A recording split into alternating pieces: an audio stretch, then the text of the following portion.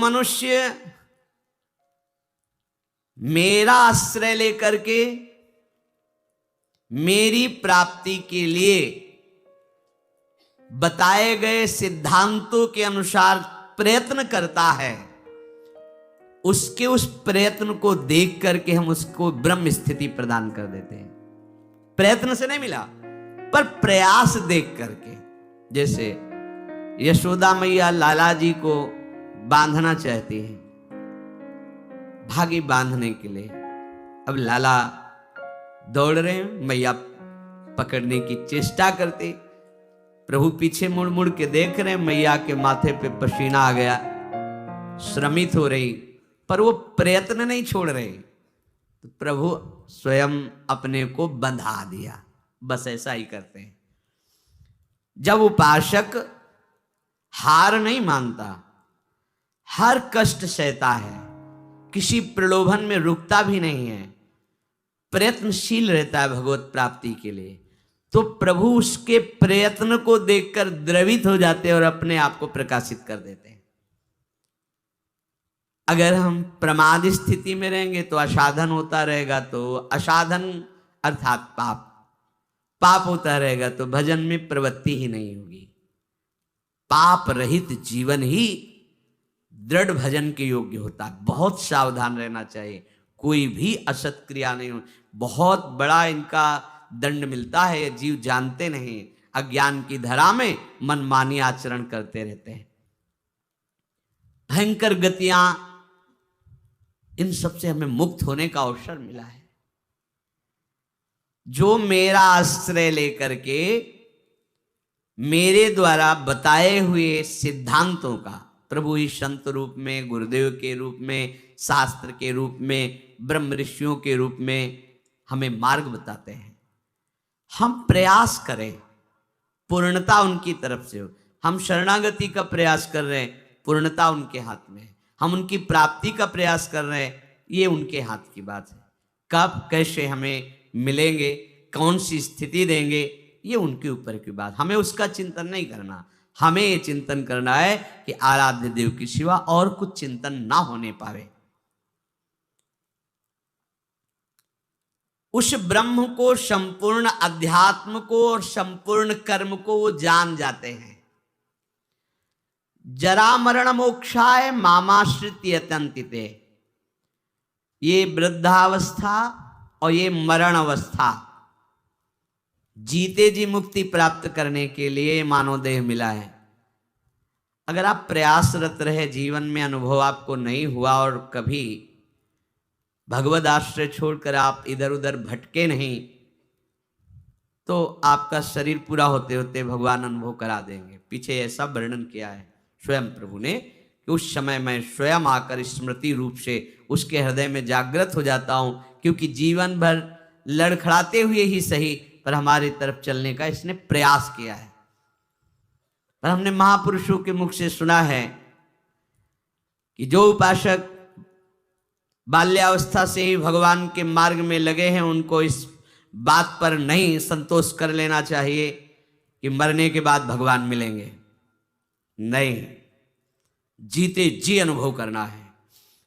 शरीर छूटने के पहले ही हमें शरीर छोड़कर वो स्थिति प्राप्त करनी है जो भागवतिक स्थिति है, बिल्कुल सच्ची।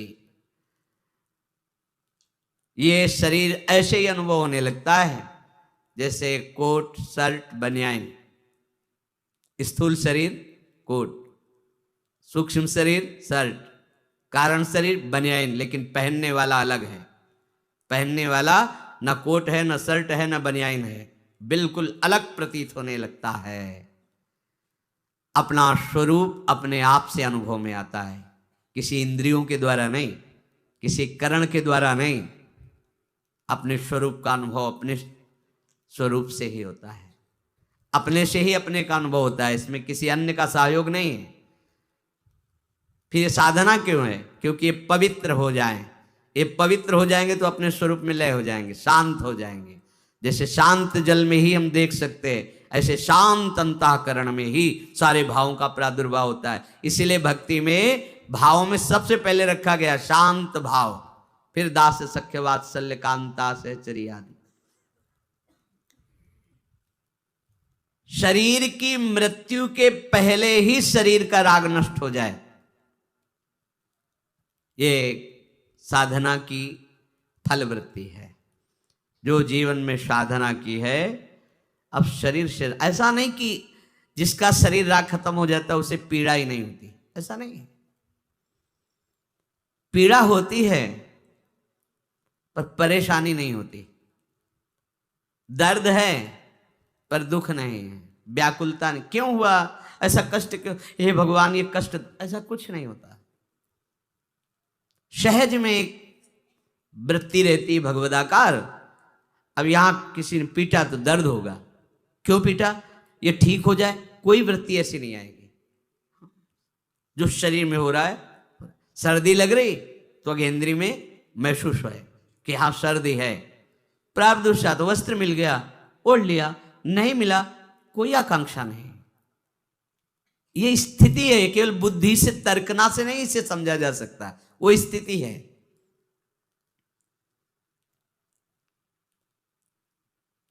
तात्पर्य यह हुआ कि इस मनुष्य शरीर से वृद्धावस्था आने के पहले और मृत्यु अवस्था आने के पहले भगवत प्राप्ति कर लो। बात समझो, ये जो लोग भूले हुए हैं ना कि ये यौवन अवस्था भोगों के लिए है, बड़े बूढ़े शिक्षा देते हैं, अरे तुम तो अभी तुम्हारी तो खेलने खाने की उम्र, भजन की उम्र है तुम्हारी, तो उनसे पूछो जो उपदेश दे रहे खेल, तुम्हारी उम्र कौन सी है, तुम करते हो भजन, तुम भगवत चिंतन में रखते हो, पर वो वहां उत्तर देने की सामर्थ्य नहीं, इसलिए वो बोल नहीं पाते। नहीं, बड़े बुजुर्ग जो समझाते हैं तुम्हारी भजन करने की उम्र थोड़ी है, तो हे पूज्यवर आपकी उम्र कौन सी है और अब आप क्या कर रहे हैं। भजन कोई खेल खिलौना नहीं है। जब तक आपने पूर्वाभ्यास नहीं किया तो आपका भजन जीवन में आगे नहीं होने वाला। ये भूल जाओ कि लड़का बच्चा परिवार और इनके सब ब्याह बर और सब होने के बाद बुढ़ापे में आराम से जाकर वृंदावन में फ्लैट लेंगे और खूब भजन करेंगे। भूल जाओ, फ्लैट ले सकते हो, आओगे लेकिन यहाँ प्रपंच ही करोगे, भजन नहीं कर पाओगे। सत्संग में बैठोगे सो जाओगे, शब्द समझ में नहीं आएगा क्योंकि अभ्यास ही नहीं किया है। चार बूढ़े बैठ करके अपनी बहू और लड़का बच्चा की बातें करोगे, प्रिया प्रीतम की बातें कभी नहीं कर पाओगे। देख लेना, जीवन में देख लेना, यदि जीवन में तुमने भजन का अभ्यास नहीं किया तो वृद्धावस्था में भजन नहीं होगा। वृद्धावस्था आने के पहले, मृत्यु अवस्था आने के पहले, चलो वृद्धावस्था का तो समय हमें पता है कि शरीर की वृद्धावस्था लगभग इतने वर्ष बाद आ जाएगी, लेकिन मृत्यु अवस्था तो एक सेकंड के बाद भी आ सकती है। इसलिए हमारा ये जो वर्तमान समय चल रहा है ये भगवदाकार वृत्ति से युक्त होना चाहिए। वृद्धावस्था के आने के पहले भगवत प्राप्ति कर ले, ये बात तो समझ में आ जाती है कि 60, 70, 75, 80 इसी को वृद्धावस्था कहते हैं। आजकल तो 60, 70 में राधे श्याम हो जाता है। अब तो जवाने नहीं समझ में आते कि जवान कौन है भाई, कैसे समझ में आएंगे जवान। 15-16 की अवस्था है। आप अभी सुने थे प्रश्न उत्तर में, एक ने कहा हमें बहुत निगेटिव विचार आते हैं, तो भैया ये तो पाप का लक्षण है। आप पाप कर्मों से अपनी वृत्ति को हटाइए, नहीं तो नकारात्मक सोच आपको नष्ट कर देगी। क्या करते हो तुम? उनका 5 बार हस्त मैथुन नियम से रोज करता हूँ। अब आप विचार करो, इस विषय पर ना तो कहीं चर्चा होती है और ना कहीं कहा जाता है। छोटे छोटे बच्चे ऐसी निकृष्ट आदत को प्राप्त हो गए, अब ये जवान होंगे, अब इनमें भगवदानंद की आकांक्षा जागृत होगी, ये कहीं सतमार्ग जान पाएंगे? कदापि नहीं। जीवन ही नष्ट कर दिया। शास्त्रीय सिद्धांत है, गुरुकुलों में इसीलिए बच्चों को रखा जाता था, चाहे राजा के हो चाहे प्रजा के हो। ब्रह्म ऋषियों के शासन में 20-25 वर्ष तक ब्रह्मचारी रहे। वृत्ति निवृत्ति मार्ग पर तो वैरागी बन गए, प्रवृत्ति मार्ग पर तो गृहस्थ में गए। कुछ समय तक गृहस्थ में रहने के बाद स्वतः पूर्वाभ्यास ब्रह्मचर्य का उनका जागृत हो जाता और वो चौथी अवस्था तक भगवत साक्षात्कार कर ही लेते, क्योंकि नींव बड़ी मजबूत थी। अब छोटे छोटे बच्चे स्मार्ट मोबाइल आचरण गंदे दृश्य देख देख करके गंदे कर लेना। कैसे उनके अंदर ये बात आएगी कि वृद्धावस्था पहले भगवत प्राप्ति कर लें? जरूरत ही नहीं भगवत प्राप्ति की, उनको आकांक्षा ही नहीं, जानते ही नहीं भगवत प्राप्ति क्या है, क्यों करना चाहिए। वो बस वो चाहते हैं, जो दृश्य देखते हैं वही करना चाहते हैं, जो सुनते हैं, जो बोलते हैं वही चिंतन होता, जीवन एकदम नरक बन जाता है। भगवत प्राप्ति की आकांक्षा उसके हृदय में होती है। ध्यान से सुनना। पर नारी पर पुरुष त्याग कर, सेवन करो शुद्ध गृह धर्म, निज पर धर्म नाश के साधन, करो कभी भी नहीं कुकर्म।